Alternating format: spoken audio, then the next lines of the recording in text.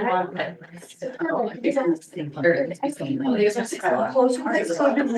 this meeting to order. We try today, he won't even know. You're supposed to sing the Jerry Bush. Allegiance to the flag of the United States of America and to the republic for which it stands, one nation, under God, indivisible, with liberty and justice for all. All right, let's roll call show all board members are present except for Eric Minks, Eric Schamberg, and Jen Super. So we will go right away to the student showcase. Primary school reading buddies. Hi, I'm Shannon Breskowitz. I'm the principal at the primary school. So I'm going to be sharing about reading buddies today. So this is a program through Kinship. And so it's full of community members, and I'm going to just share a little bit about it and what it does for our schools.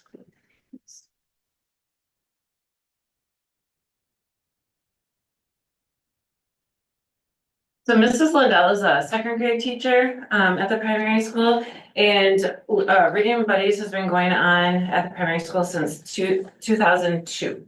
And so it used to be there was about 2 classes that had volunteers that would come in and read with students.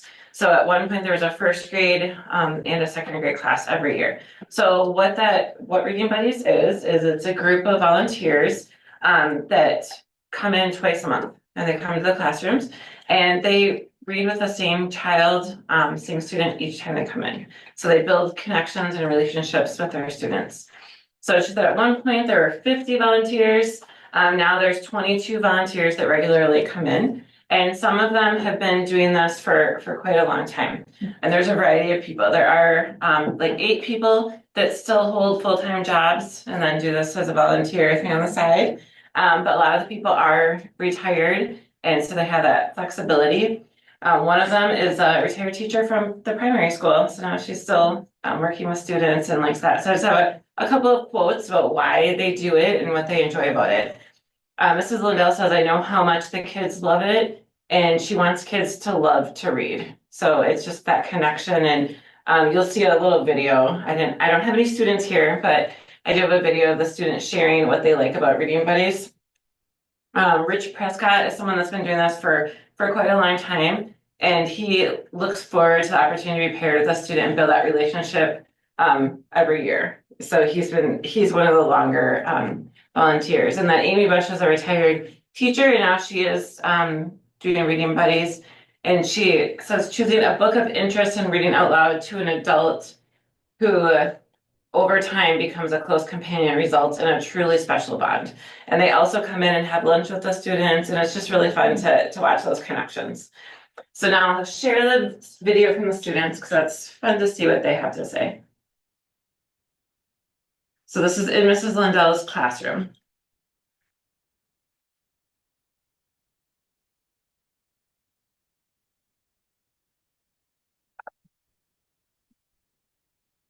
I logged in as Emily, so. And I have the video up on a second tab. In the. Great. Yep, perfect, thank you. There you go.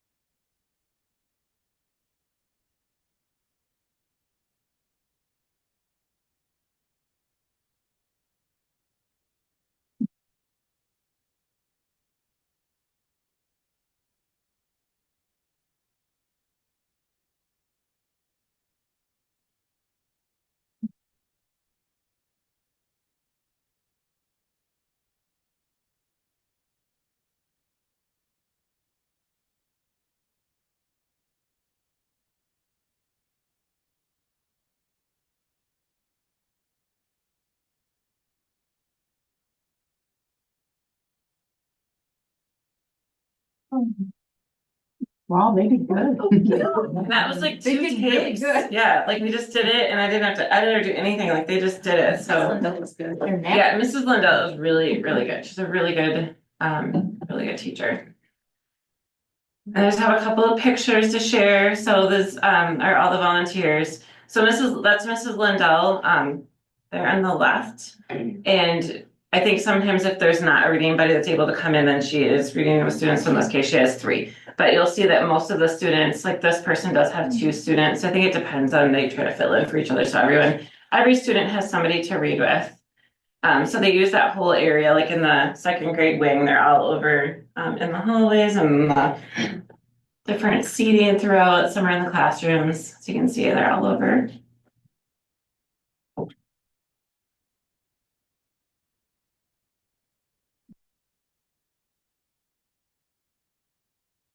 Having lunch, Mrs. Lindell wanted to make sure the students said at lunch we talk about hockey because when we're reading books because he does like to talk to them. But so this is the earliest lunch, so it's like 10:40. So they start with lunch and then they go up to their classrooms afterwards.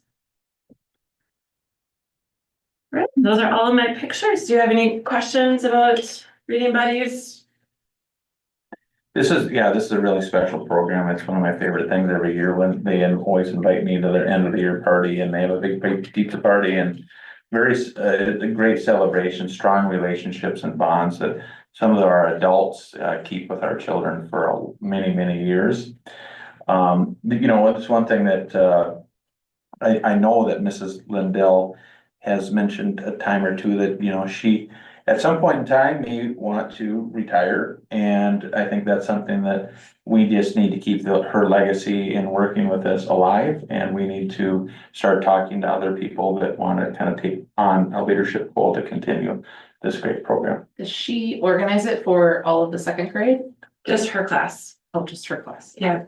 And those are volunteers through kinship. Yeah, through kinship. And actually kinship just started having high schoolers come to the primary school during breakfast time. So they've only been to our school once and the kids walk in, they're like, who are these big kids? So that's been kind of fun too, just to start that connection. Very cool. Yeah, well, thank you, Shannon. And I know that, I think you had an opportunity to, Shannon, did you come and visit with the board one other time? Yeah, earlier in the year, I think it was. I think it's important for us to, while you're here, just acknowledge the strong work that you've done throughout this year, jumping in brand new, and we appreciate you. So thank you. Very much. Thank you. All right, we'll move on to citizen comments. I'm assuming we have none back there on the sheet. Well, let me look at the forum here. There is nothing on the forum. Okay, we'll move on then. Board member reports, and we'll start with Scott. I don't think I have anything to report Okay. since last time. All right, Don? I had a community ed, agenda planning, finance, community, task force. Okay, Melissa. I did the community ed task force. I also did mock interviews for the first time and it was so fun. So if you ever get a chance to sign up for that, I highly recommend it. I think I don't know, it was really great. And I feel like I actually, like worked with the kids a little bit too, like they do the interview and then you kind of talk to them a little bit after and go through it. And they all seemed really receptive and interested and they all came prepared and it was a really good experience. So highly recommend that. And then I've also been, working with maybe like Emily and Andrea Prepnell to make it we made a video for the Spanish immersion program from a parent perspective kind of thing. So you guys might want to check that bad boy out on I Facebook. watched it. Oh yeah, It was good. thank you. Basically, a Like I big said, star. yes, you are. I appreciate you being willing to do this. I do. That's all I get. All right, I had the task force also and agenda planning and the finance meeting right before this, so. We will go on to student council. Yeah, sorry, item tab, lunch buddies, I'm glad you brought that up because student council, we are gonna do it March 26th, so people from student council are gonna go and eat lunch, or breakfast, sorry, with the primary school children. That'll be fun. I'm excited. I went to the community task force meeting. That was interesting. I'm glad we were able to do those surveys and kind of see what everyone was thinking in the community. Pop Tab Drive is closing this Thursday, so Who's that? I don't want to talk about it, but teachers are ahead, even though we outnumber them by 10, but you know, we're trying. But Tiger Bingo will be happening because as a school, we've collected over 30 gallons of Pop Tabs, so that's pretty amazing. However, whether a teacher kisses a chicken is still to be determined. This month is Black History Month, and I'm not sure if we're doing. We have been putting up posters on the bulletin board, and then we are coming up with Canva things for Instagram, so do a little shout out. There's that. And then this month, well, not this month, this week, next week, next week is Valentine's. So we've been selling candygrams and the dance is coming up on the 13th. And then FFA is selling flowers at lunch. And they have really good posters. Like one of them said, "Need a girl, buy a flower." And I was pretty sold. So pretty funny. But that's been really fun selling candygrams and getting people to send us messages. So yeah. Thank you. Superintendent report, Ben.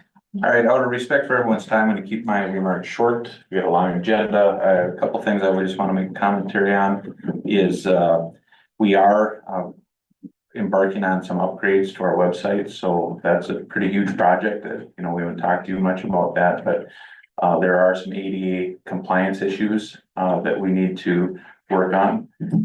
We got a strong website, but it's in need for some improvements. And we're also in need to upgrade and make improvements in our, why am I forgetting it? Skyward, sorry, Skyward. So that work is happening. Today, we worked on a crisis team simulation. That's something I'm really proud of, where there's some secret scenarios that are created between the chief of police and the principal of the building that the simulation is going to happen. And we kind of have blocked off time, and then the situation gets shared with me, and then we deploy all of our team members to respond accordingly, depending on what that situation is. Today, we have one at the high school, okay, and we always spend time debriefing, and we learn lots, and yeah, it was good. I mean, the situation today, and it's always different, right? Today was, we have a health fair at the high school, right? And somebody wanders into the school because the school's a little bit less locked down, right? And so we have invited guest that we don't know who that person is, and so then we had to, lock down and find that person. So that was a good simulation. Last thing that I'll just share is that the task force work planning has went according to plan, and next Tuesday is somewhat of a culmination of all of that work.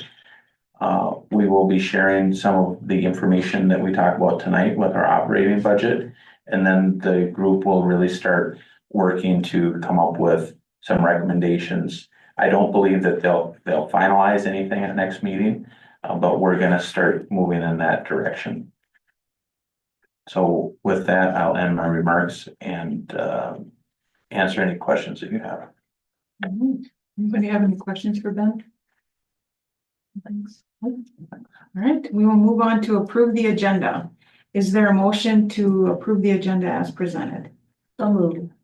Motion's been made by Melissa. Is there a second? Second. Second by Scott. Any comments or questions? Hearing none, all in favor say aye. Aye. Opposed? All right, agenda is approved. Consent agenda. Is there a motion to approve the consent agenda as presented? So moved. Motion's been made by Dawn. Is there a second? Second. Second by Melissa. Any comments or questions on the consent agenda? Hearing none, all in favor, say aye. Aye. Opposed? All right. Oh, I skipped ahead. Number 8. We gotta go back. We also need to make a motion to approve the previous board meeting minutes. So moved. Motion's been made by Scott. Is there a second? Second by Melissa. Any comments or questions on the minutes? Hearing none, all in favor, say aye. Aye. Opposed? All right, minutes are approved. So now we can go down to information. Our first information item is nutrition services presentation. Yeah. Bill. Get to my, You can, the tabs are up there. all right. All right, for those that do not know me, my name is Deanna Cooley. I'm the Nutrition Services Director here for Princeton Public Schools.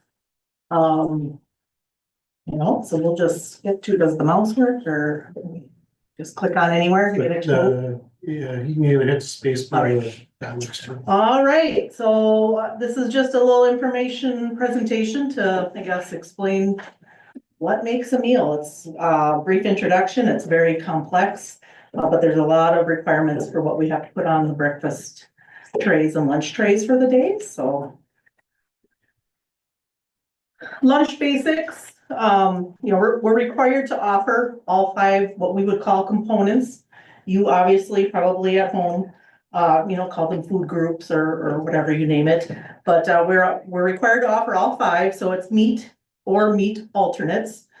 Meat alternates are things like yogurt, cheeses, seeds, things like that. Grain, fruit, vegetable, and a milk. Here we do offer versus serve, which they refer to as OVS.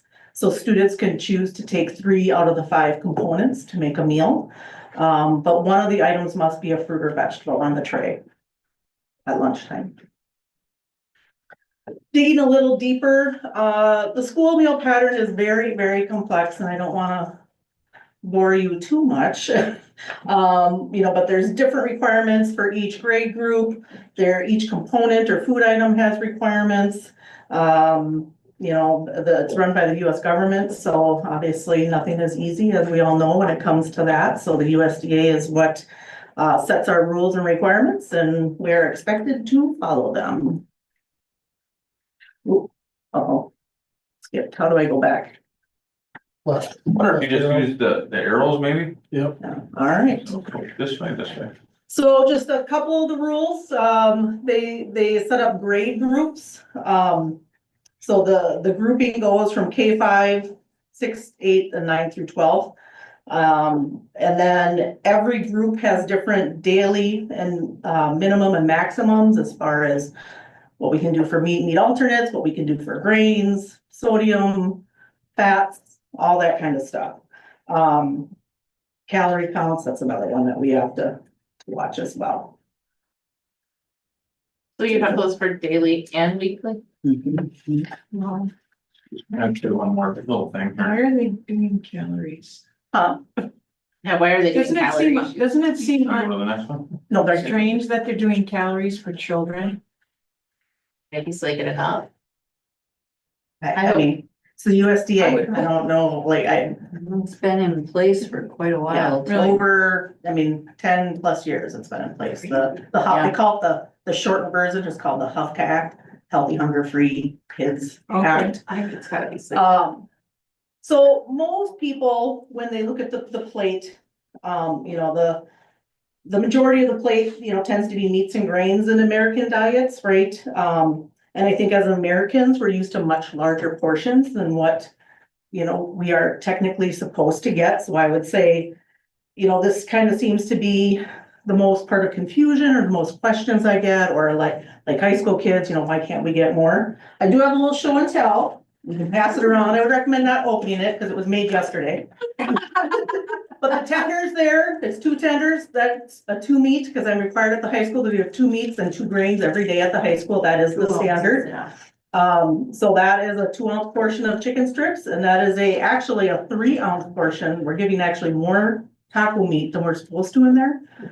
So just wait now, we No can't, wonder they so we complain. can't give more than what they Not say. unless I can get it to fit into the fat, calorie and sodium guidelines. I cannot give more. I eat way more than this at a meal. And One that's, meal. for that's sure. not a meal, that's two. Yeah, I know. Yeah.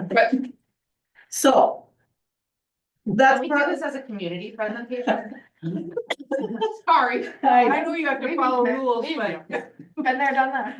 You know, so we do, when I can, at the high school, I do try to sneak in extra proteins or grains when I can. It's not a lot, instead of 2 ounces of meat, this is 3. It's not stuff that's Yeah. gonna, instead of, like, if they have to have 2 grains every day, there's some weeks where they actually get 13 grains instead of just 10, so it's like, a few here, a few there, it's not a lot. But, I have to follow the pattern, and that's the pattern. So this is 3 ounces of taco meat? Yeah, so you have to, so there's also, you have to.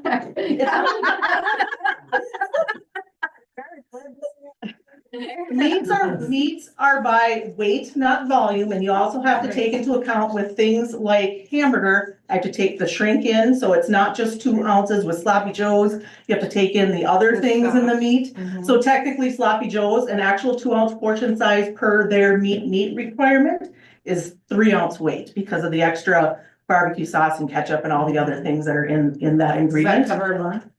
The bun is separate because it's grain. Oh, I meant like, does the meat cover? Yes, it does. I mean, here, we got some high school students here, they can tell you, I mean, It just sounds so They don't small. look like they eat very much though. Hey, that's why we serve seconds to a lot of people Right. at the high school level, but. So I just wanted to bring a little show and tell, so that if there was any questions on why they're only getting 2 strips, or why they're only getting this. The elementaries and the middle school even, they can have 1 grain a day on some days, because their range is from 8 to 10 on those. To meet those calorie requirements, but the high school is the only So building like primary and intermediate only get 1. on a certain day here and there. Yeah, so they can have between 8 and 10 meats a week and 8 and 10 grains a week.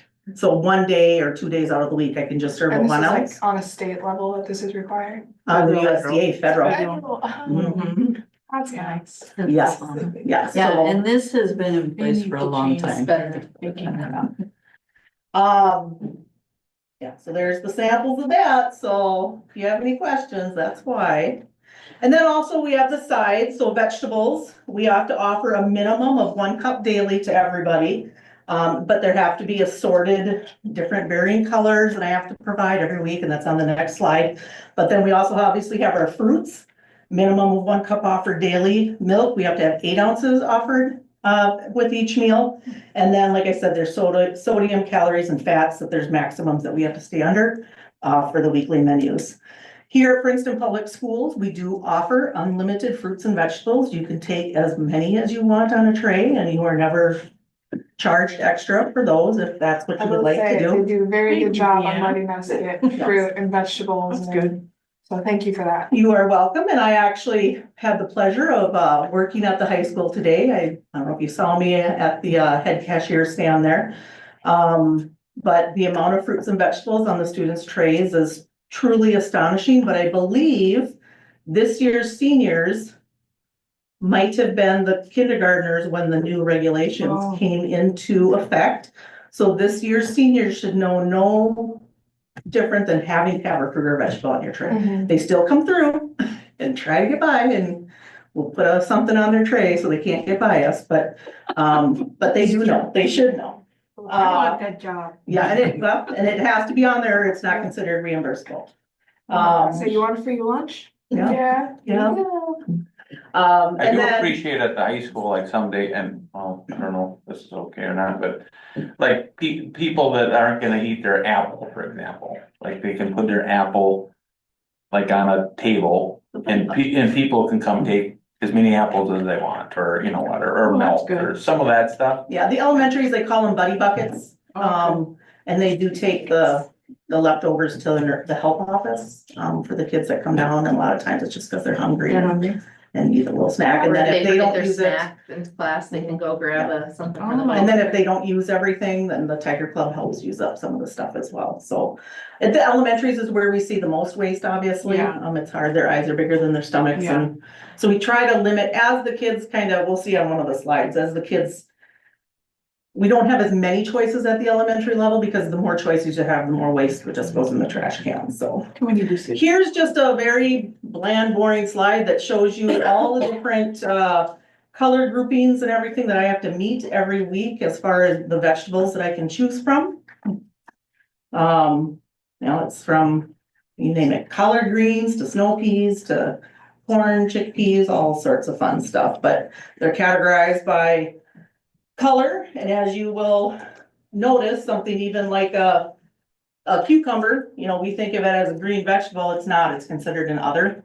I don't know exactly what went into making the USDA categorize these, I don't know if it's the amount of nutrition in each thing, but this is the list that I have to follow, it's very, very complex. I have to offer, for example, at the high school level, a red orange vegetable, I have to offer a cup and a half every week of a red orange vegetable. So I have to list them on the menu, like dark green leafy stuff, I have to do a half cup every week. So, super fun stuff there. Breakfast at a glance, we also utilize offer versus serve at breakfast, where the students have to take 3 items, a minimum of 3, one being a fruit. And at breakfast, you can count the juice as a fruit, it's 100% juice. Currently, we have to offer 1 2-ounce grain per day, 7 to 10 weekly, depending on the grade level. Again, I have that whole, the high school is 2 every day, but everybody else has a little bit of varying. I have to offer 1 cup of fruit, so I always do a half cup juice, because that's what 90% of the kids take. But then we also do offer fresh and or dried, cranberries or something like that as well. Have to offer the milk, and then a meat or meat alternate. Currently, this year is optional, but until all your grains are met. So right now, the USDA standard is it's a grain-based breakfast. But new regulations are coming starting next year. I can actually count protein in a breakfast instead of it all being grain-based. That's awesome. And that is good because next year they are putting on sugar, added sugar requirements. And I'm very, very nervous about this because a lot of the vendors are probably not set up yet to make this happen. So some items may have to go away until they can get there. They're lowering sodium levels again. There'll be new limits on sugars in milk, which we do already adhere to. We've done that for years and years. Deb probably remembers that whole thing. But we always, in our bids for milk, we always request the lowest sugar content that we can get. And like I said, we're adding protein, so that's the exciting part there. So we'll be able to do a little healthier breakfast. Here's just some numbers on meal participation for last school year. Lunches, we, served 403,000, breakfast, 158. Daily meals, we serve about 2,400 daily meals, for lunch and about 1,000 for breakfast. We were up last year to the previous year, almost 9% for lunch and almost 50% for breakfast. That was the first year that the free meals for Minnesota came into being. So obviously we saw a huge jump, especially at breakfast. So, and those continue, it's actually in our state constitution. So unless a senator is gonna stand up and I know we're in a little bit of a budget pinch, so we'll see. But a senator is gonna have to stand up and say, I wanna get rid of free meals. And I don't know how popular that's gonna be, so we'll see. But for now, it's free until they make some law changes. And then currently this year, we're trending up about 2% for lunches compared to last year, and about 0.4% or so for breakfast. Behind the numbers a little bit, we get reimbursed per meal.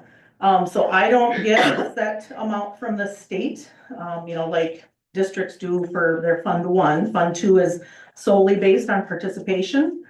So we get reimbursed $4.64 for a lunch and $2.37 for a breakfast. My average tray cost, you can see there, for lunch is $2.90. That's just food costs. That doesn't include anything else. Same with breakfast, $2.03. So by the time you add in all those indirect general supplies, training, development, utilities, all the chargebacks that Fund One likes to give. If you can try to make a meal at home for less than $4.65, I'd like to see you try. But and then our revenue for last year was, almost 2.8 million. So student choices, like I said, we run a 4-week menu cycle. So that just means every 4 weeks, you're seeing, the same menu. We do week 1, 2, 3, 4. The primary school, the students have a choice of a hot lunch or a cold sandwich every day. We do offer 2 varieties of fruits and vegetables per day there as well, because we're required to. Intermediate, same thing. They get the choice of a hot lunch or a cold sandwich every day. It's just too hard. We don't have any room there to do kind of more choices. There's just really nowhere for the kids to go. And the intermediate schools where they really start ramping up the fruits and vegetables. They offer a wide variety there. They do a really good job, 3 to 4 probably of each. Middle schools where they finally get to have a little bit more choice, and you always hear it from, oh, the food's so much better. It's the same things, it's just they have a choice where they hadn't previously had much of a choice in the elementaries. And so the third line there is the express kind of grab and go, where there's, 3, 4 choices or so there every day. And then the high school has the 3 service lines as well, the 2 main hot lines. Sometimes they're the same, sometimes they're not. And then they have the express grab and go where you have, 7 or 8 items over there to grab from on a daily basis. We kind of try to model it after like a convenience store type setting where the kids can, grab the menu entree they want, and then they add their fruits and vegetables to that tray, from salads to wraps to, who knows, a chicken tender to all sorts of different things over there. So, and in the midst of all this, we've had staffing issues over the last couple of years that have kind of sometimes impeded some of our progression forward. I'm in the process this year of doing a lot of training and developing. I have 2 brand new head cooks this year and last year. Had a lot of retirements kind of since COVID in some really key positions. So it's been a little bit tough going through that. But our goal is always to give really good customer service, and that our last student of the day has the same or a very similar experience to the first student of the day. I know sometimes it doesn't always seem like, they do or don't. We don't want to have 100 items left over at the end of the day either. They run off of production records, so we have to keep very detailed records of what we make every time we throw away. And so they go off of the previous time they served something, and they try to go from there, but students change their minds. And Is the free lunches for everyone, is that really affecting, like, maybe more than you would have thought with how kids are eating, like how much food you have to prepare of like one meal versus another meal, or? The last year when we had that huge dump at breakfast, obviously Yeah, that's difficult. But we even have days, like there was a day, and it was on social media, everyone saw it. We served 100 more meals that day at the high school than we had the previous time we served it. How do you prepare for 100 more meals of something that's scratch cooked? I can't make spaghetti appear within 30-40 minute window. It just, by the time you realize, because the lunches aren't very long, so by the time you realize, okay, we're not gonna have enough, you have like 25 minutes to kind of figure something out and get it out there. And most things take 10 to 15, and even if it's just something quick that you have to just cook and heat, you're looking at 20 minutes by the time you even get it in an oven and cooking. So, like I said, we go off of historical numbers, so we try our best. You went through 200 of this, 50 of that, like we try. But again, kids change their mind, and just gotta roll with it. And I know sometimes, if you have A lunch or D lunch, sometimes, they don't like D lunch as well sometimes, but we do our best. The vats of carrots may not be as full, but we still have carrots. They just try not to open a new one to then sit all night open, until we have to use it the next time. So, and we have very little, we try to have very little waste. We try to reuse almost everything that we can. So. Catering, we do, quite a bit of catering. We offer everything from cinnamon rolls for staff, welcome back meals for teachers, madrigal dinner. We do the honors banquet, which most of you have been to. You'll get to see this year. Middle school and high school, we do à la carte, during lunch where they can buy seconds and, a couple other things. We do an after-school snack shop at the high school. We just started yesterday to do the middle school one again. We haven't done that since COVID. Staffing's been a constant kind of issue and it's just what they didn't know, they didn't miss. So, but as of yesterday, it opened again. It's for kids who stay for activities, have a chance to grab something and not starve through their practice. We deliver meals too. We have the high school that delivers meals to student services building, the onward students that are here, and then the district office staff here does order sometimes. And then the primary school sends meals out to the preschool students and then the Head Start students, because obviously all those buildings I don't have kitchens at, so we have to feed them somehow. And then with the help of our custodial department, Aaron is our route driver, and we are very thankful for Aaron. He's the one who helps us deliver and coordinate all the meals and then bring back the dirty dishes from this location, so. We've always participated in farm to school in some way or another. We try to get as many local vegetables that we can certain times of the year from our supplier, Upper Lakes Foods. And then we also participate in, it's the USDA Department of DOD Fresh Fruit and Vegetable Program that suppliers out of the metro area, but that's we get local from those two items. We bought some miscellaneous broccoli and cauliflower from Stony Brook Farms. And then this year was the first year we started buying our farm to school beef. So we are currently receiving the raw ground beef from Pettit Farms out of Malacca. Processed at McDonald's Meats in Clearwater, I believe they're located.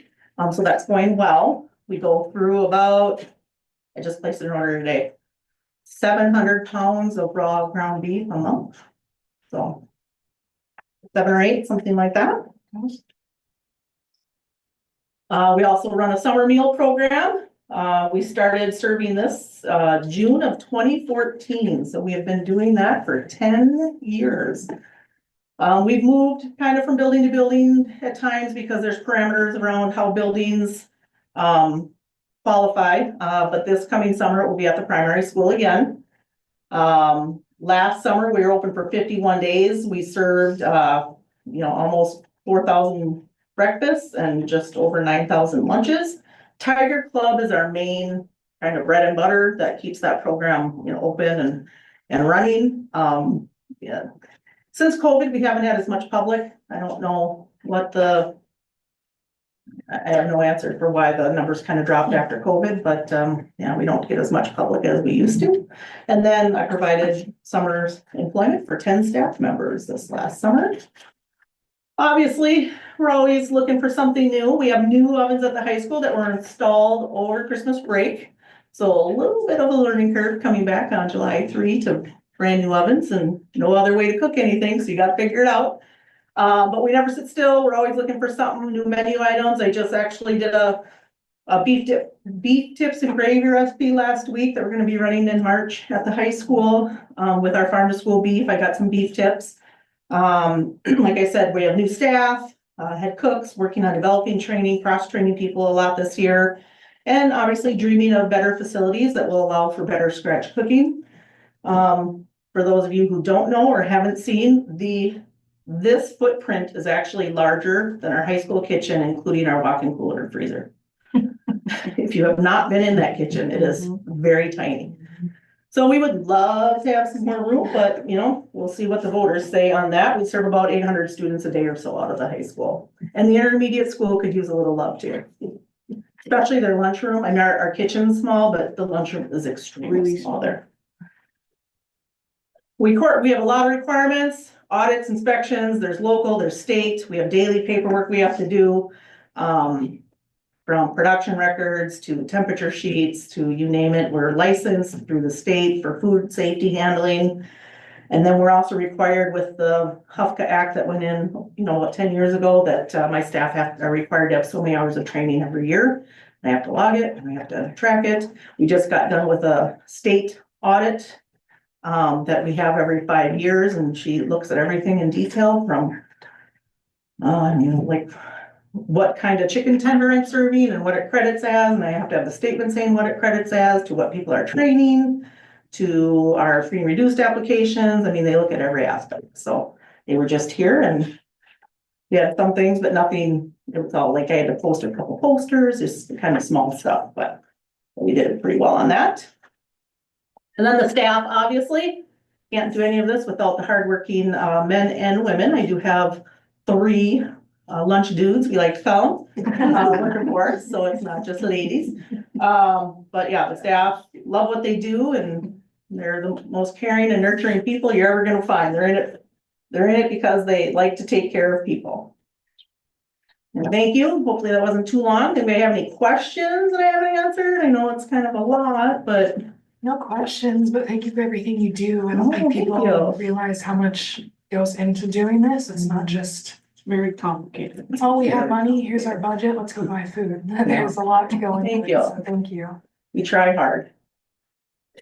Yeah, and I say this all the time about food service, you know, we got so many moving parts and pieces in the district, and I know that food service is always kind of our steady Eddie, you know, it's very rare to have any issues coming out of the department, and I think it's because of the strong leadership we have there. Not that there's not issues and problems, but you're working to solve those things before it ever were to hit my desk. I think the big thing here that we need to continue to communicate is that we are required to follow the law, right? And we work really hard to follow within those guidelines, and we don't have the discretion to not follow the law. And I know that can be frustrating to people, but that's just kind of the way it is. So, you know, all of this, you know, will probably evolve and change over time, and as it does, we will be compliant with those changes, so. We appreciate it. Yeah, thank you very much. Thank you very much.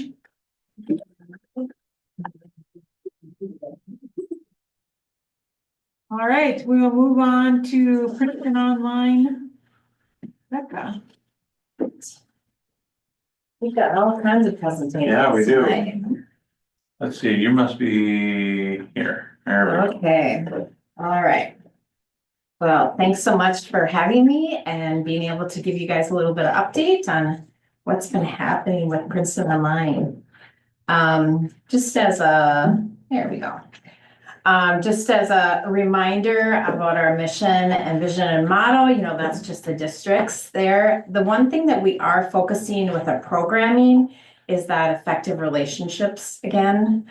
It's really critical when it comes to online and being able to figure out how to motivate kids and engage them and create some accountability for them when they're not right in front of you and you can look at them eye to eye. It gets a little tricky, so. Let's see here. The arrow. Oh, just using the arrow. There it goes. Okay. This was just from last year. I thought it would be good to just kind of peek at this and see what we did last year. Last year we had our 9th through 12th grade. These are in each trimester. You guys were able to look at these.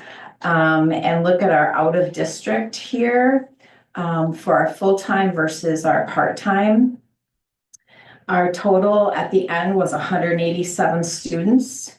And that was our full-time and part-time, and our full-time was at 92 at the end of the year. So that was pretty up compared to the previous year.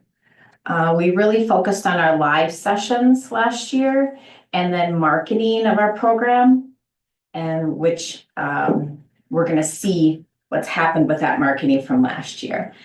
Developed a brochure. We had 20 graduates, and we really worked on our website a lot last year. So this is this year, and then we found out that we wanted to do a K-8. So now, so we launched an elementary program and middle school program in August and jumped right into that. So part of our initiatives this year is just focusing on systems and that partnership with Venture. Staffing and our assessment is going to be a real key piece. We're gonna need to provide those MCAs across the state. So, we're working on all of those things and, working on setting up, all of those places and sites.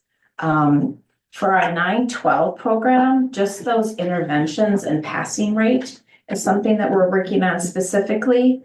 And K-12 across the base is just that website and that brochure, and I'll just let you go and look at that yourself.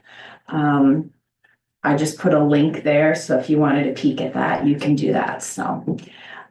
So one of the things I looked at when I came up, before I came up here, was our October 1st total for our K-8. And we had 74 students October 1st. So that might be interesting for you to compare what we've had just since then. So that's our starting point. So I went ahead and split this up by trimesters, even though our elementary doesn't follow that a ton, but it's good to be able to look at it as a whole. So in our first trimester this year, for our full-time and part-time high school students, we had 150, and our out of district was 20. Our passing rate was 86%, so I think that's great. I'm going to keep calculating that this year, so we have some trend data on that, and hoping to be able to toss that number out there on our website and on our brochures. So we haven't done that in the past, but I know that that's important. Is that pass rate per credit or per student? Per student. Okay. Each student is earning a credit, so this would be high school only. Okay, yeah, so that would be 9-12, and for not each, some students will take more than one class. So when I calculated, it was really, I suppose it would be based on each credit that's being earned by the students. Got it. Sorry, yeah, good question. So that was first trimester. For our high school students, so at the end of the first try is December 2nd. So we had 85 K-8 students, and our out of district then was 61. So at the end of first try, we had 53 students total, K-12. Out of district was 80, so 52% of our students are out of district. So I think that's a really important number. I know you as a board has been tracking, so I just wanted to talk a little bit about that. The purpose behind our K-8 wasn't to take students from internally. It was to support students internally.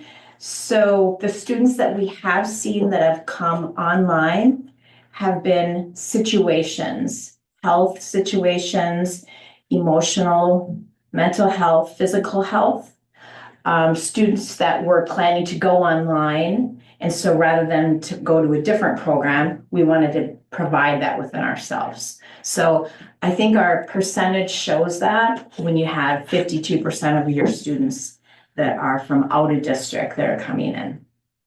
So currently, so I just did try two. We're kind of in the middle of that, but this was as of last week when I did this on Friday. We have 84 high school students. So at 135 part-time and 84 full-time, that's up 26% from last year at this time. And so we have 219, our out of district is 30. And that's a lot higher than it was last year. I could get that calculation, but I didn't bring that to you. But just knowing that our 9-12 is raising by 26% compared to last year at this time. Our high school students are 120, and actually we have 124 as of today. You're talking K-8. I'm sorry, yep, K-8, thank you. So our K-8 and our out of district is 89. So we have 58% of our 339 students are out of district. So that's almost 60%, so that's good. And that's just as of last week. Okay. Any questions on that? Lots of percentages I'm throwing out, but hopefully it's, Do you think your increase in your 9-12 Yep. from out of district is because maybe with the partnership with Venture? Do you think that's affected? I think it's affected a little bit. Okay.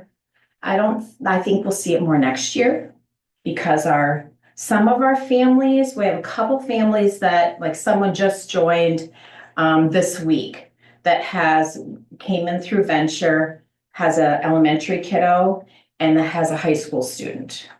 But so far, we don't have a lot of those. I think that will happen because we have a lot of 8th graders Okay. that are through Venture, and then they'll be coming on. I think our increase is because of our advertisements with the brochure and our social media and our website. Emily has just done a great job pushing that out. I think we're really intentional about, just doing Google. So we Google local places and we're keeping track of how did you hear about us? And I have a lot of people from the high school level that will say, I just Googled or I went to the state website and just started moving my way through. On the state, we were really intentional last year. That was kind of part of that marketing piece about describing our program and what we have to offer. We're NCAA approved. We have asynchronous and synchronous. People like a lot of variety at a high school level. They like those live sessions, so their students have a teacher, but they also like being able to work whenever they want to. So I think just last year is kind of what we're seeing this year. Because we're getting kids from all over the state more, not just local. Okay. We've had to ship out some Chromebooks and so not a ton, but just enough. I think it'll be interesting next year. I think it's going to grow because of that partnership more. Okay. I thought it would be interesting for you to hear what it looks like to be a K-8 onboarding process, because you kind of get the high school level, but what does that look like with our programming? So when a student or a family enrolls in our program, they enroll their child through the district level. And right away, what happens is they have a required parent training. They get an email and they have to go through that training. As soon as that training's done, then an academic planning meeting gets set up. And that takes, that's with their family teacher coach. So right away, they're assigned a family teacher coach that just works with that family, okay? Which is kind of unique rather than, especially at the elementary. So if they have 3 kids in elementary, they have 1 teacher that they're working with. So kind of neat. In the middle school, obviously, they could have an elementary, then they'd also have a middle school level. But for the elementary piece, it's really great. They have that academic planning meeting with that teacher coach. That's who sets them up into all of their courses, all of their enrichment courses. There's 8-week rotation for enrichment courses now. They can do a venture school or subscription boxes. That's part of the curriculum that's offered. And they also have venture rewards. That's $1,000 a year that's paid through venture for them to access educational based costs. So it could be a subscription to Beast Academy would be paid. It could be paying for internet because equity is huge, just so they have access. It could be buying a laptop for their family for the year. If they leave early, then they have to return that. They don't get that. If they start halfway through, then obviously it adjusts, like it's only $500 at this time. So that would be if they started before October 1st. Okay. So there's a lot of pieces that are in play there to regulate that. And that's all done at the venture side of the curriculum.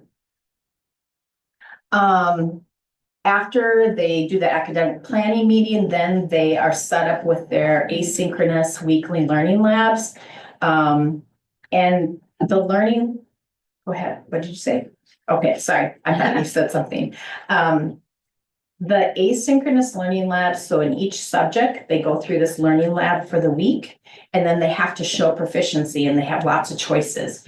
They can show it through attending a live session, they could show it through taking an assessment inside the learning lab, or they can show it through a portfolio method that they do something unique, so. Okay.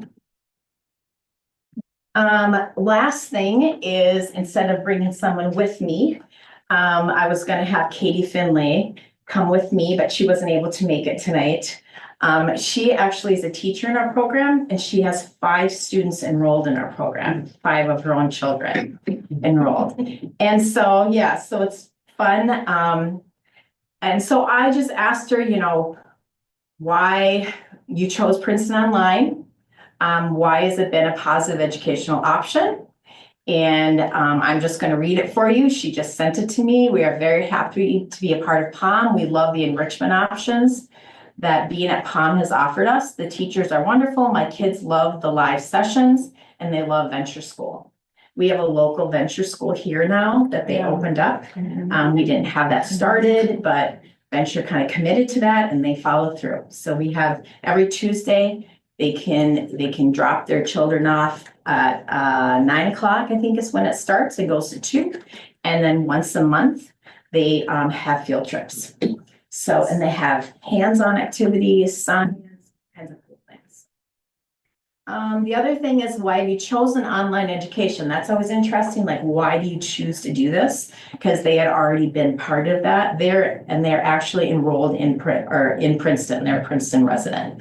My kids are very active-bodied kids and really needed a home environment to be able to be engaged while not being distracted by others. We are traditionally homeschooling, but wanted a little more structure, curriculum resources, and support while still having a flexible schedule. For the past 3 years, we have been enrolled at an online school for extra structure. And the other thing is just what is working at Princeton Online that was not working previously. We've always enjoyed the aspects of homeschooling, but wanted to be more connected to our community. We had previously been enrolled in a similar program with another district, but really wanted to build a community here in Princeton. While many people at POM are from elsewhere in the state, there are still many families that live in this community. So that was really, really important to her. That's it. Anything else? Any questions or questions? Let's just like look at this. We started having some meetings about this, like last April/May-ish. We pulled off a brand new school that brought in now 124 new students into our school district, most of which are from other places across the state. So that is just incredible, and you know, it really fits with that word of innovation in our mission statement. It's I think you know, we took a risk. It's still risky because you know the quality of our programming is huge. Because this is the online learning is the most competitive thing in the world. If you make a misstep, if people aren't happy, it's just a Google search away to find a new school. And it can be anywhere in the state. We got a nice little niche here. We're cautiously optimistic that this can continue to grow. And it can, I mean, it's got the potential to bring in 1,000 students. Now, we can't count on that. But it's pretty incredible, and a lot of it's because of strong work of our great leader, Rebecca. Thank you. Might be resigned before 1,000. I might be tired. If you bring in 1,000 students into the school that you helped build within a year or 2, then you can just go on the road and be a speaker. Yeah, just do a road across show. the country. I'll just stick here. Thank you so much. Yeah, Thank you. You are all can stay all night if you want, but don't hesitate to leave. I don't want you to feel obligated to have to stay the rest of the night, because you already got a lot of hours We in. all wanted to support each other here. Well, I appreciate that. Teamwork makes the dream. Thanks for coming, Louise. I appreciate it. Yeah. All right, our next item, senior admission to activities / sports. All right, so anyways, this comes up, I feel like all the time, and we talk about it. And I just asked, Chair Ulm if we could just throw it on the agenda and just make a decision or come to some resemblance of a decision.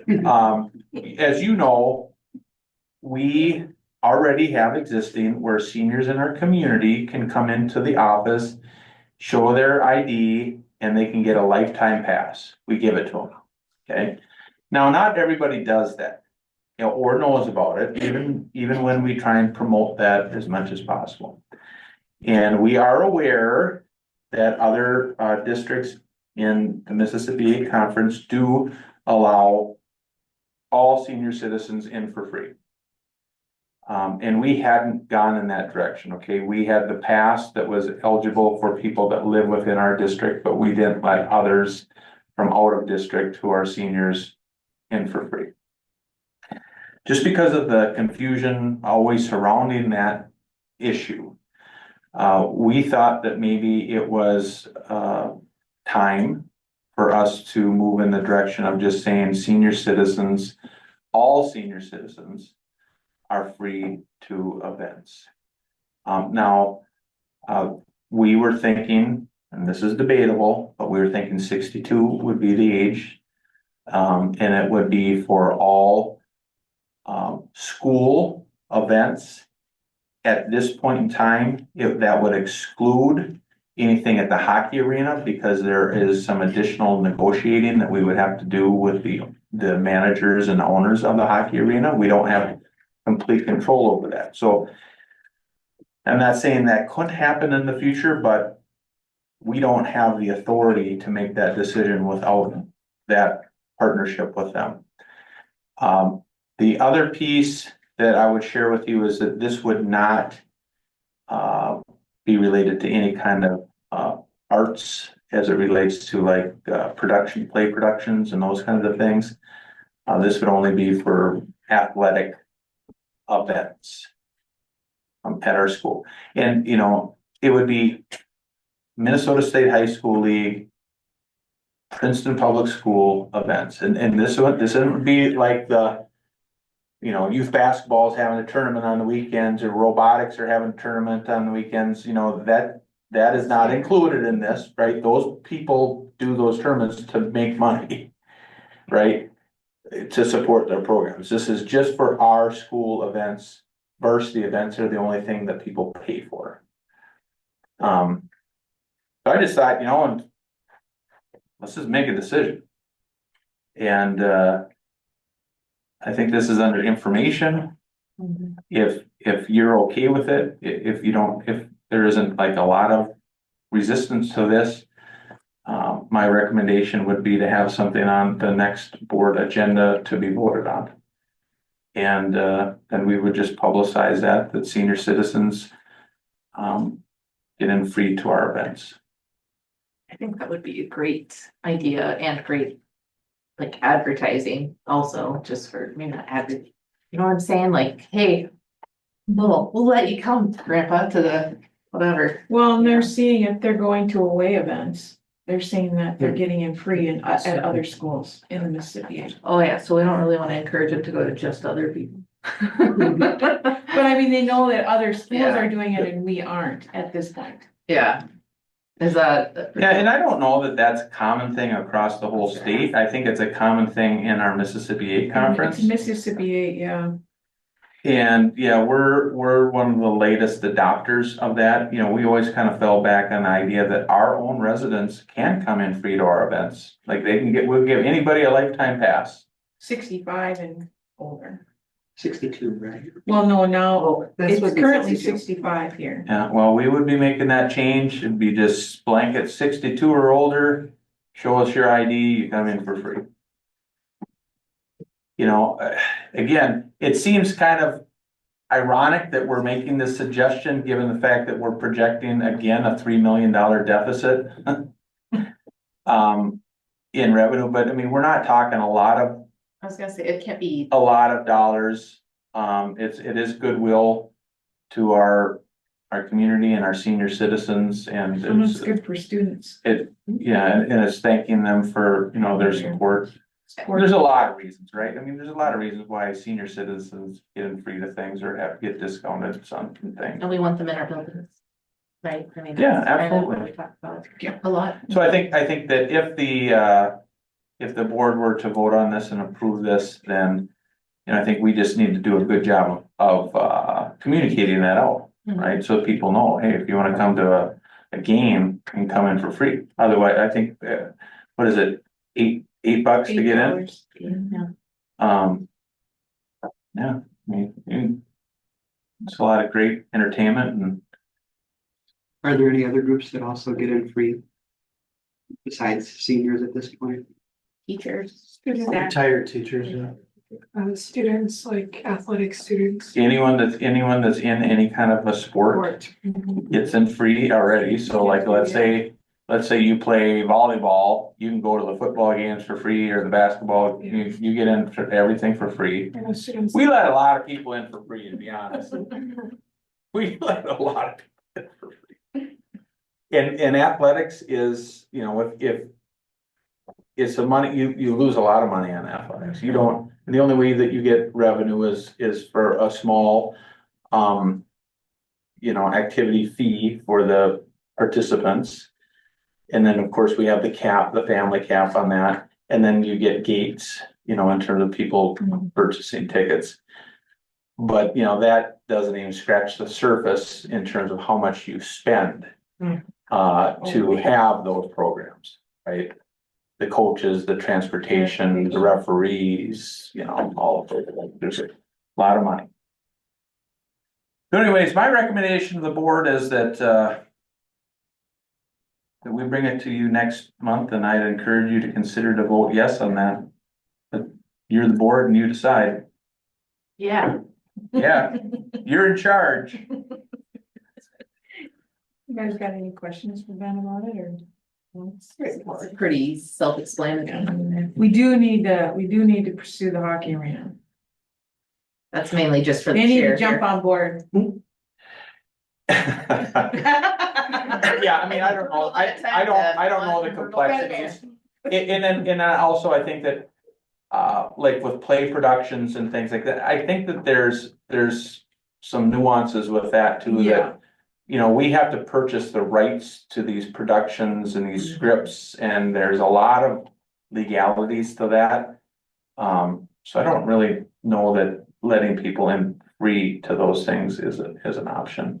I think athletics is, well, minus the arena, it's a little bit different than a play or. Okay. We'll have it on next board agenda. Thank you. All right, we go to item 10B, revised budget. All right, so the first tab, Ben did mention in finance that the header over the estimated revenues and expenditures still says original. But it is, the revised. Wait a second, all right.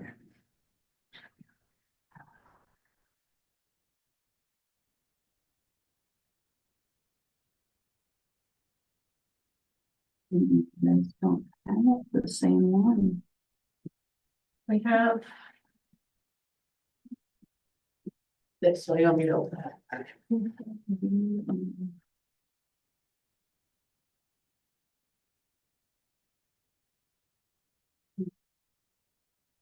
Sorry. 5,999. Is that what you got for Yeah. revenues? Okay, it's right, I just didn't change, I was using a live document, so. Anyway, our general fund, I'm gonna skip over at the moment. Food service is our first fund on the first page. And we're gonna talk about, as you see, we've got an estimated 2.8 million in revenue estimated coming in, and 2.5 in expenses. With an estimated positive variance of 265,000. I haven't had a chance to meet with Deanna. This stuff is hot off the press, but we will be discussing, we are limited to how much fund balance we can have in food service, so we have to put a plan together to determine how we're gonna spend that down over the next couple of years. And as she mentioned, we've got new combi ovens or whatever they call them at the high school. She's looking at new software, that stuff's expensive, and possibly a new position in that arena. So food service is doing very well, and one of the reasons that that happens is when we were paying, parents were paying, they were paying a much lower rate for food for the meal than what we get reimbursed from the federal government. So those have been on the board before the pandemic, when we had to do we had a big spreadsheet that we had to do to see how we were gonna catch up to what the federal government paid for a free meal. Well, we were never gonna catch up because they kept moving it, the amount ahead, so. Community ed is the next Fund 4. Right now, we're estimated to have about 2.6 million in revenue, and there's 2.1 in expenses. As Brian and I did have a chance to go over this yesterday. The general part of community ed is doing very well, and that is the part that has childcare in it. But also all of our other areas are doing better than they have in the past. The last couple of years, that they have all been pulling positive numbers instead of negatives. So the childcare program doesn't have to offset them because they're bringing in enough money to hold onto their program. They also, I believe, on the personnel agenda tonight, there was a hire on there. They added a position to help with a rec. That's on the next It's on the next one. personal one. It'll be on the next. Just a quick commentary on this, just so everybody's aware, is this is one of those programs that sometimes when you spend money, you make money. Mhm. And when we added some additional staff, they use their skills and their innovation to increase programming that increase revenue. So my message to them always is, if you have the revenue, we will consider adding additional staff, because, you know, we just want to keep growing this as much as we can. Does the community ed fund include the like gym rentals and all that? That only includes 50% of the gym rentals. Technically, yes, it is Fund 1 money. Okay. But they, since their program runs it, just instead of charging back salaries back to Fund 1 at the end, we're just giving you the revenue up front. Got it. So it eliminates a chargeback. Okay. So it's a 50-50 deal, and is a very, very small portion of Fund 4. Thank you.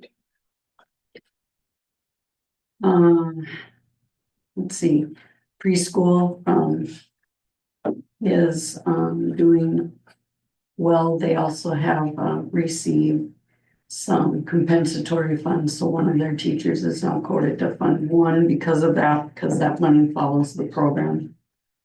And so that program is coming in positive, and then our early childhood family ed is, well, basically flat. It's very tight program.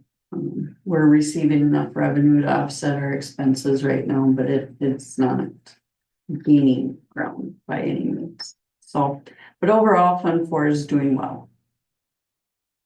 The building fund, nothing has changed here. The 80,000 is basically an estimate of what we might receive on interest.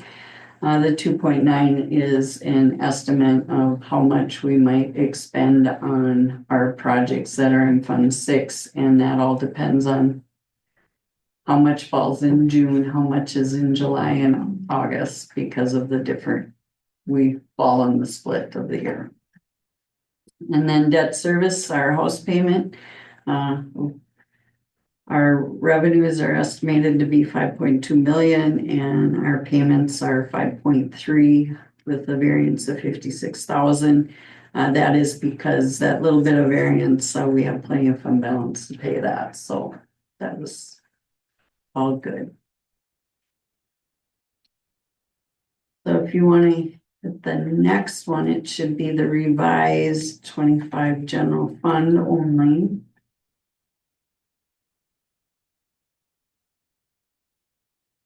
So the LTFM, is everybody there? Okay. LTFM we approved prior, so the only update is the revenues for when we state aid revenues. Because levies set from enrollment, and then compensatory restricted. We had put 1.9. We're a little bit below the 2 million that we had planned for this year. We're at 1.8 when we actually did the new people that are in the positions as changed from the people that were in the budget because of changes in staff. So that's basically the difference there. Most of what is coded to compensatory or charged there is student to staff ratio. So keeping our class sizes under 30 in our elementaries especially. We also charge counselors, social workers in our older grades in our other buildings. Operating capital, this has not changed. Other than a little bit of revenue, the plan is still 962,000, the same as the original. The only difference in the plan is that we do not need to buy as many student devices. So we are changing the description on the plan document to read student, staff, and infrastructure. Because we have a couple-year break in having to update student devices. So we're going to take that opportunity to build up our staff devices and our infrastructure, which will be the infrastructure stuff that we're looking at over the next year and a half will be offset by E-rate funding from the federal government, which is 70% of the projects. We're sad that they don't do devices, but infrastructure they do. So you'll see some of that coming down the pipe. QComp has not changed, and technology assigned has not changed either. That's our computer, our internal insurance program that parents can opt into if they pay the fee. Then if their Chromebook is broke, we fix it. We pay it. Yeah. If they don't, then they fix it. They have to pay. Program initiatives is still the same plan at 375,000. So when we get all said and done, we're down to the unassigned activity account is the normal 500 and 500. The unassigned is a little bit better than what we saw in our original budget. We're at 40.8 million with estimated expenses of 42.2 million with a variance of just under 1.4 million, which is a $400,000 drop from the original budget. So that is good to see. The things that we are seeing is we had an increase in special ed. I'm going to say behind that though, that special ed can change. It does change. It can go up, it can go down. There's a lot of variables. We do not have final numbers yet for 24. What we close the books on is actually estimates. So we won't have those final numbers till the end of March or April is when they do that. So that is an estimate and there is a proration factor out there. So we'll keep an eye on that and let you know if what we think is what we have budgeted is going to hold or if it's going to as best we can, because like I said, we won't have much information until we get into the next school year. The other thing that we saw as you listened to, Rebecca tonight is our online program for kindergarten through 8 is, in the revised budget, about 110 of the kiddos. And we had, we beat our projections in a positive light by about 40 students. We still would have been, we're still below seat base where we were last year. But we didn't go as negative as we had thought. So, as you recall, we were very cautious because we had dropped, that 100 and about, 80 to 90 students last year. So we were very, very cautious coming into this year. We did not see that severe of drop this time. So we put some nice revenue on the lines. We also put some nice expenses too, special ed as, it doesn't seem to slow down, does it? It's only gonna get bigger as well, the prediction. Yeah, the projection is from the Higher state percentage. is very much a higher percentage. We're well above, I think we're at 22% now of our population has got some kind of SPED diagnosis. But more so than just the diagnosis is the severity of it and the impact that it has and the amount of staff you have to handle the severity and the one-to-one situations, which is very expensive. So we did put a lot of spend dollars also in the budget. We hired about 12 or 13 more paras this year. That is not typical. We do always usually hire more paras in the fall. That is a true statement, but we usually hire about 3 or 4, not as many as we did this year. So there's some expenses, and of course, we're paying for the online program POM. We have venture that we pay them for the software package, and for them, they take care of, as Rebecca said, they take care of all of the Administrative type stuff. yes, they take care of buying all their supplies, they take care of their field trips, they take care of we don't do any of that. That's fabulous. We do the educating. So that is a very nice component to that. So we had some things go our way, we have some things not going our way, but this is typical throughout the state. It isn't anything that the rest of the state isn't seeing. Then any questions so far on that? So, I mean, this is good news, but it also not so good news, right? I mean, we adopted a budget that I think we said we were gonna overspend by about 1.8, 1.9, right? After the revised budget and all the new information that we have, it's more like 1.375, right? So that's better. But if you take a look, if we expend 100% of our budget, which we're gonna try like heck not to, but if we do, we're gonna take that 1.375 and that's gonna be a negative. Subtract that from our fund balance, which is about a 5.1. Now you're gonna be below 4. Okay. And in next year and budget and the year after is way worse. Right? So you can, $5 million in the savings account sounds great, but you can see how easily that can be gone in 2 years, and then you're broke. So I have a budget analysis as your next spreadsheet that we do every quick look at what might happen here over the next 12 months.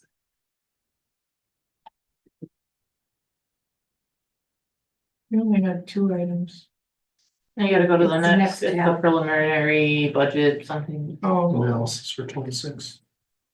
It's pretty much what I said, so Yeah. it's close. So, the first. On the left side of the page, we show the adopted budget and the revised, just the unassigned portion. And as you can see in that second box with the calculation of the -1.3, if we hit worst case scenario, we're be at about 3.7 in fund balance. We hit 99%, we're looking at 4.1, and 98, we're looking at 4.5.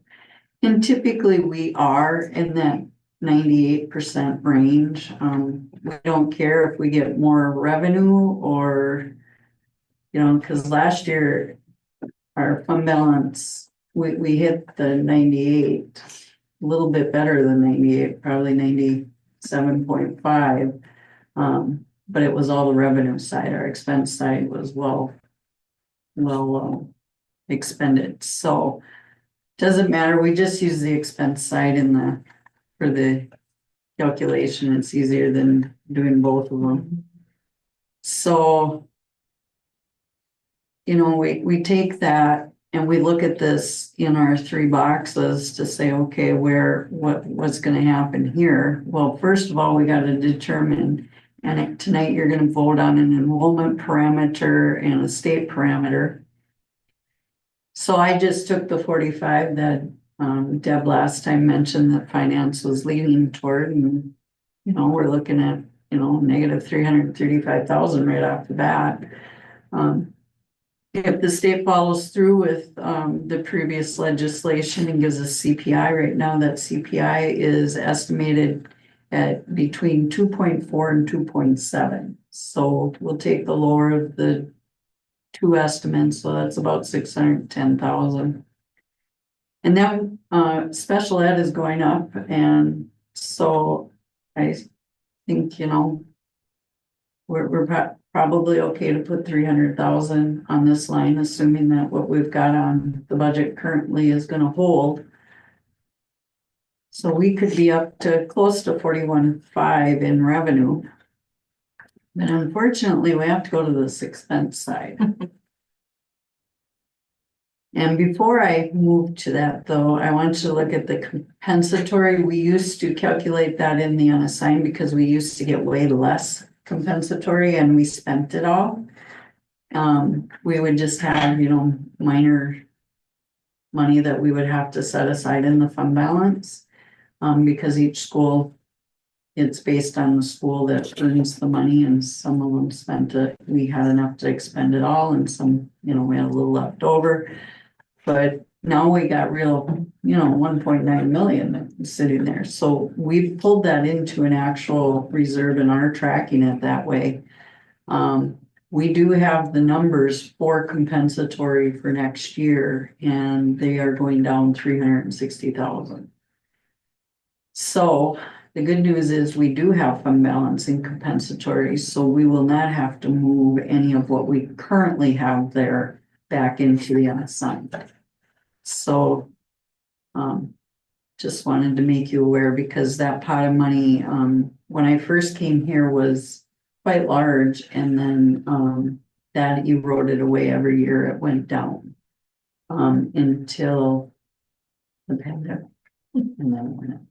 So, but our expenses, taking the 42.2 and then moving to salary and benefit increases. I'm not going to say what we talked about in finance behind the scenes, but after doing that calculation, basically I took the percent that they said, and I just take our whole salary and benefit budget and times it by that. Well, you're looking at 1.75. So it's a chunk of change. We're operating, big operating machine here. We have unemployment expense that came in, the summer unemployment. I separated this out from the other expense because it's brand new to the topics of things that we've got to look at now. The state set aside one-time money for that. It is going to cover, it covered all of last year, and it will cover all of this year. It will not cover next year. Their estimate right now is that they would be able to pay about 40% of what this year's amount is for districts. So currently, we're looking at 275,000 in total expenses there, so 60% of that would be 165,000 we have to come up with on our own. And then other expenses, Ben and I just put a number in here because we have transportation that will go up. We will have insurances, you know, all those other little categories that you have to reanalyze, subs and that kind of thing. We will most likely have to move sub rates just like we do salaries in our contracts. So all those things have an impact on us. So we try to keep those other expenses at a minimum. So, but at the moment, we've got a $400,000 line there. So if you go down, you can see the variances at 100%, at the 99 and at the 98. And if you look at the reductions to maintain 10%, I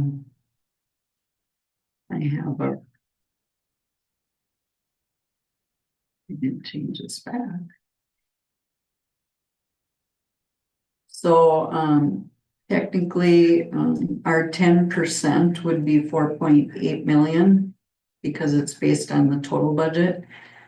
Right now, I have this at 4.4 million. And we'll be discussing that a little more in finance about whether we want to drop that down even lower we wouldn't make the 10% probably fund balance in the policy for a short time, but it would give us some relief on hopefully not having to reduce as much and keep our system going, and hopefully something will happen that'll change, either enrollment goes up or that kind of thing. You can see it to maintain that fund balance, it's a reduction of 3.1 million. You know, if we underspend, it could be, you know, all the way down to 2 million, but that's what we've been kind of sharing all along when we talk to people. It's gonna be about $2 to $3 million. And the interesting thing is that's what it is every year. So what do? We cut $1 million, you know, so like every year, and that's where it's like, we're getting to a point where there's nothing else to cut. And class sizes are the next place that they're gonna go up. They're gonna have to, because we have no other place to reduce expenditures. Now, we're gonna work on this, you know, hopefully we'll refine this and we'll be able to, you know, use a scalpel to get these numbers a little bit better, right? But that's gonna be kind of the difficult discussion is, okay, how much do we reduce in expenditures and how much are we prepared to dip into the savings account, knowing that you only can do that so many times and then it's gone. And then you get into this, you know, statutory operating debt where the state kind of takes over, which of course no one wants. And let me just take this one more opportunity to say it publicly one more time, that we are in the bottom 10% of revenue across the state of Minnesota, and we receive $3,000 less per pupil unit than the average school district in Minnesota. And we are one of maybe 20% of the school districts that don't have a voter approved operating referendum. We're doing our best to not go to the voters, but at some point we will have no choice unless something crazy changes. And honestly, I don't see anything at the legislative level that would give me any hope that we will be getting any additional dollars. In this compensatory dollars where we're losing, I mean, if we could just say, hey, don't take money away. Okay. So we got this compensatory dollars, and then you got this unemployment for 9-month employees that we never had before. And when the legislature made this decision to do this, they said, well, we have money at the state to cover that. Well, that money's gone. Now it falls on us. Now we're taking dollars that we should be putting into the classroom for our kids to pay for unemployment, for people not working in the summer? Okay, sorry. I know we kind of talked about it before, I kind of asked about it before, is it at some point, maybe before, like one of these last community task force meetings we have to get like a list of, maybe not like a complete list, but the programs we've cut? Yeah, that is definitely something that we need to have. I think that would be We need to get a good list of all the things that we've reduced over the last, as many years as we can go back. Yeah, that would be nice to have and to show everyone. Or have them show their friends. Mhm. All right, we gotta keep moving. Sorry for my. Any questions at all for Michelle or Ben or? Fun times, right? Thanks, Michelle. Thank you so much. Riveting stuff. Thanks, Michelle. All right, we will move on. First reading of policies. Dawn. The summaries are, lists everything. The big thing is the cell phone in 524, which is a state mandate to have in place by March 15th. So Oh, okay. that one's coming up. But we'll be covered, won't we? Yep. Yep. We're gonna get in right in the nick of time. First week Because of the first March. week is our meeting, yeah. No, the 18th. Oh, do it next, yeah. Oh, yeah, because we still have. We'll have it It's done still in February, Yeah, we guys. have one more yet. This is right. All Just right, looking forward to it. any questions on policies? All right, let's move on then to our action items, the budget parameters. So that first one is enrollment.